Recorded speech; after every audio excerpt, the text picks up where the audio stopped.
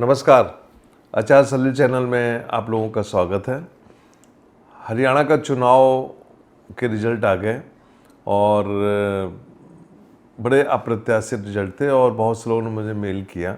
विदेशों से मेरे पास बहुत से मेल आए, लोगों के फ़ोन आए कि आचार्य जी ये हरियाणा में क्या हो गया।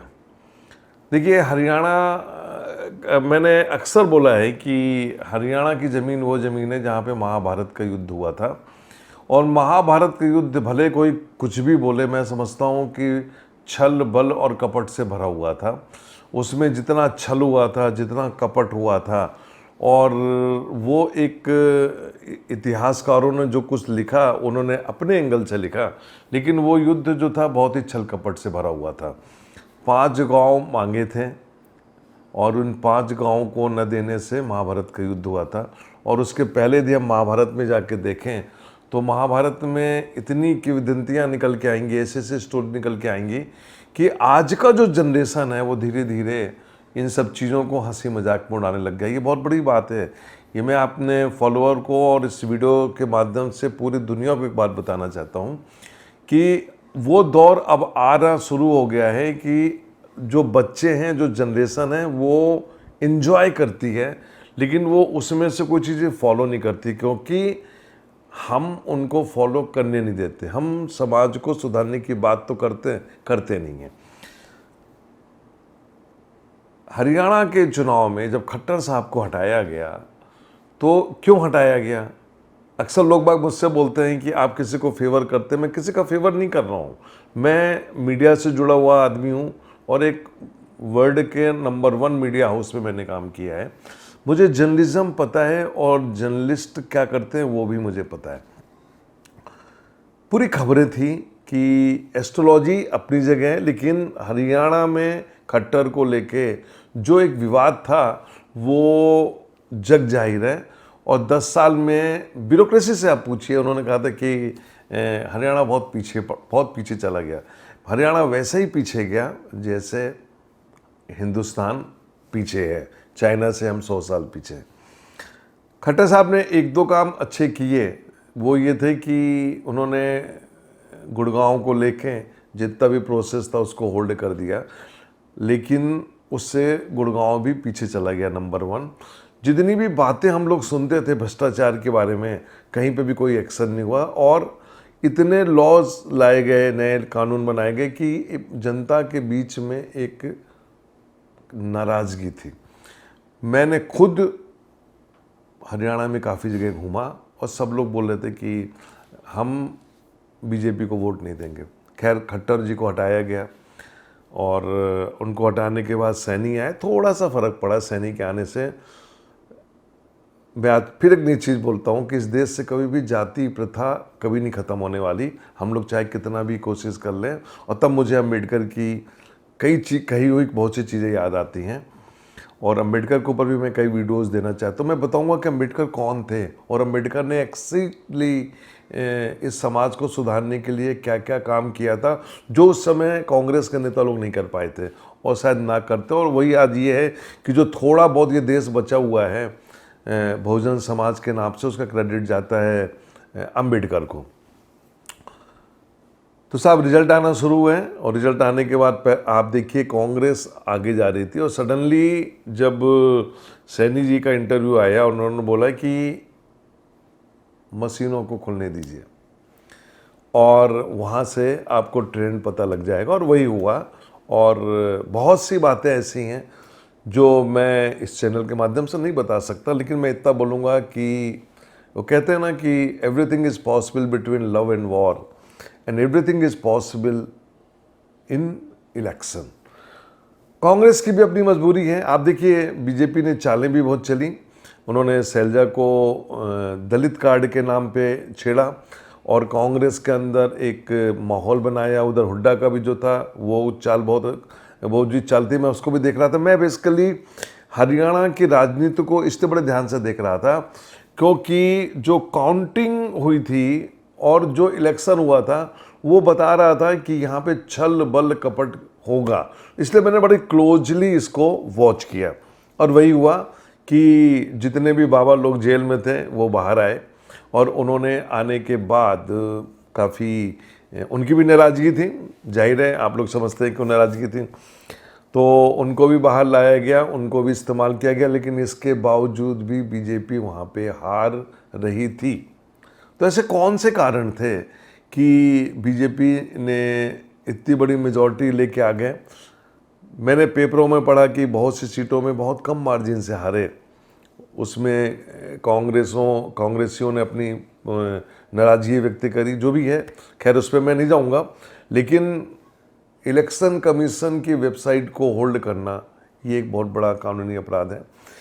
मैं अपने फॉलोअर्स को याद दिलाना चाहूँगा कि लोकसभा चुनाव में मई में मैंने कहा था कि बीजेपी को 170 सीटें से ज़्यादा नहीं मिलेगी, हालांकि मैजिक फिगर 240 है और मैं पहला आदमी था जो प्रिडिक्शन सही गई, लेकिन वो 170 का जो मैजिक फिगर आ रहा था बीजेपी का कैलकुलेशन के हिसाब से, वहाँ मैं भी कंफ्यूज था। लेकिन जब एडीआर की रिपोर्ट आई और उसमें 5.5 करोड़ वोट के बारे में जब एक कंट्रोवर्सी शुरू हुई, छोटी मोटी ऑर्गेनाइजेशंस नहीं है, बहुत वहाँ पे रिसर्च बेस्ड है, तो वहाँ से जाके पता लगा कि कहानी कुछ और हुई। अब सवाल ये है कि हमारे देश में ऐसा क्यों हो रहा है? उसका जाहिर कारण ये है कि हमारा जो विपक्ष है वो बटा हुआ है। यूपी में समाजवादी है और आपकी ममता बनर्जी बंगाल में है, साउथ में जाइए तो अलग अलग पार्टियां हैं। तो ये जो पार्टियां होती हैं ये अलग अलग वोट बैंक को इफेक्ट करती हैं और इससे क्या होता है कि विपक्ष केंद्र में सशक्त रूप में नहीं आ पाता और इसका बीजेपी फायदा उठाती है। यदि विपक्ष एक हो जाए, जो पहले होता था, तो मैं समझता हूं कि इस देश को एक नया विरोधी दल, एक अच्छा विपक्ष अच्छा रोल प्ले करे, तो मैं समझता हूं कि इस कंट्री के लिए बहुत अच्छा होगा। क्योंकि कंट्री में जो हो रहा है, खासतौर से बेरोजगारी, महंगाई, बहुत सी समस्याएं हैं, इन समस्याओं को लेके यदि आप जाइए तो आपको बहुत दुख होगा, कष्ट होगा। खासतौर से जब बाहर के लोग मुझसे बोलते हैं, जानना चाहते हैं, तो मुझे भी बड़ा असर होता है कि कैसे लोग इतना इंटरेस्ट देते हैं हमारी कंट्री में। हरियाणा के बारे में मैं आपको एक चीज़ और बताना चाहूँगा कि ये चुनाव जो था जाति के साथ में बाबाओं का इसमें काफ़ी योग था, जिन्होंने काफ़ी बीजेपी के फेवर में जाके एक माहौल बनाया। एक आरएसएस के प्रचारक हैं, उन्होंने मुझे मैसेज किया कि आचार्य जी आपको मालूम नहीं है कि 16,000 बीजेपी के सशक्त कार्यकर्ताओं ने पूरे हरियाणा में प्रचार किया। झूठ है। बीजेपी में सिर्फ 2 लोगों की डिमांड थी बीजेपी में, वो थी योगी जी और गडकरी।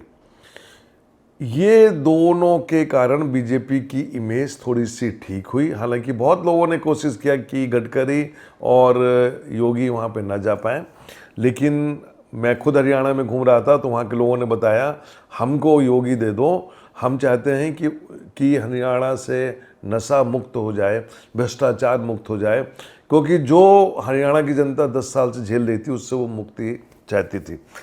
मैं काउंटिंग की बात करूंगा। काउंटिंग के समय जो ग्रहों की दशा थी, पिछले वीडियो में मैंने आपको बताया था कि वीनस का बहुत मेजर रोल था और वक्री शनि का बड़ा मेजर रोल था। इसीलिए क्या हुआ कि छल बल कपट गुरु 8वें घर में बैठ के उसको अंजाम दिया। और बहुत से लोग हैं जिनके मैं संपर्क में हूँ, नाम नहीं ले सकता हूँ, जिन्होंने इसके लिए काम किया। मैं अपने फॉलोअर्स को बताना चाहता हूँ कि हरियाणा में जो कुछ भी हुआ इसके लिए पूरा क्रेडिट जो जाता है वो योगी और गडकरी के अलावा, ये जो जीत थी वो आरएसएस की जीत थी, ये बीजेपी की जीत नहीं थी। और यहीं से मैं जैसा बोल रहा हूँ कि एक परिवर्तन की तरफ जा रही है बीजेपी में, एक परिवर्तन की एक हवा अब आने वाली है। और इसलिए मैं न्यूट्रल होकर बात में कर रहा हूँ कि महाभारत का जब युद्ध हुआ था, अब ध्यान से सुनिएगा, कि कौरव तो सब मरे थे, पांडव 5 बचे थे और कुछ समय बाद वो भी जाके उन्होंने हिमालय में जाके अपने प्राण त्यागे थे। और इसके बाद पांडवों का वंश कुछ दिन चला, बाद में सब कुछ खत्म हो गया, प्रजातंत्र, बाद में राजतंत्र आया, बहुत से राजा लोग आए जिन्होंने आगे चला। और ये सब होते होते आज हम यहाँ पे पहुँचे हुए हैं। तो लेकिन उसकी जो छाप है वो हरियाणा में है और वहाँ के ब्लड में, वहाँ की जीन्स में जो है ना, आपको चिन्ह नजर आएगी। एक एग्जाम्पल बताता हूँ आपको। एक विधायक, एक नेता कांग्रेस पार्टी का, करप्ट नेता, और सडनली वो बीजेपी जाता है, और बीजेपी जाने के बाद बीजेपी उसको टिकट देती है और उसको विधायक बनाती है। तो भ्रष्टाचार कोई मुद्दा नहीं है। भ्रष्टाचार आप देखिए, एक एक कैंडिडेट को ध्यान से देखिए, कहीं ना कहीं वो फंसा हुआ है। प्रधानमंत्री मोदी जी बोलते हैं कि अच्छे लोग पॉलिटिक्स में आए, अच्छे लोग पॉलिटिक्स में आना चाहते हैं, लेकिन होता क्या है, टिकट नहीं मिलता। मैंने भी 2-4 लोगों के लिए बोला था कि अच्छे लोगों को लाओ हरियाणा में, जिससे काम हो, पढ़े लिखे लोग हैं। समाज के ठेकेदारों ने बोला ये पंजाबी नहीं है, ये जाट नहीं है, ये सैनी नहीं है, ये फला नहीं है, और दूसरी बात ये है कि हम इसी को वोट देंगे, और ये करप्ट है, तो क्या हुआ, इसने हमको ओबलाइज किया हुआ है। तो ये जो दायरा है ना, ये इससे निकलना पड़ेगा। मैं अक्सर बोलता हूँ यूथ को आगे आना पड़ेगा। जब तक यूथ आगे नहीं आएगा, आप समझ लीजिए ये देश, विश्वगुरु तो छोड़िए, आप विश्वगुरु बनना और ये सब काल्पनिक कहानी हैं, आप कहीं के नहीं रहेंगे। और ये जो देश की जो आबादी बढ़ रही है उसके बारे में कोई नहीं सोचता, महंगाई जो बढ़ रही है उसके बारे में कोई नहीं सोचता, नौकरियां नहीं है उसके बारे में कोई नहीं सोचता। और ये जो हम लोग ने 90 से 100 करोड़ को लोगों को जो वो कर दिया है, पंगु बना दिया है, कोई काम नहीं कर रहा है। और इस सब को लेके विश्वगुरु की जो कल्पना है वो सिर्फ एक मिथ्य है। ये मेरा एक सुझाव है, बाकी मानना न मानना आपका काम है, कोई माने ना माने सबने कोई फ़र्क नहीं पड़ता, लेकिन बातों को रखना प्लेटफॉर्म में ये एक हर भारतीय का फ़र्ज है। आप राजनीति को बड़े ध्यान से देखिए, आप अपने अपने क्षेत्र के विधायकों को ध्यान से देखिए, कैसे थे। 5 साल पहले कुछ नहीं था, आज वो 1-1 करोड़ की गाड़ी में चलते हैं। धन कहाँ से आता है? ये इसी पृथ्वी का दोहन होता है। यहीं पे माफिया लोग जो हैं सब, जैसे कहते हैं रेत माफिया हो गया, माइंस माफिया हो गया। अब देखिएगा जितनी भी माइंस हैं सभी नेताओं की हैं। ये एक मैंने अपना विचार व्यक्त किया है, और मैं बार बार बोलता हूँ, जागो यूथ, उठो। और कल्पना करता हूँ कि जो एक रैली की थी जयप्रकाश नारायण में, ऐसा कुछ यूथ आगे आए, क्योंकि सब बर्बाद हो चुका है। और यही स्थिति रहेगी तो मैं समझता हूँ भगवान ही मालिक है। नमस्कार।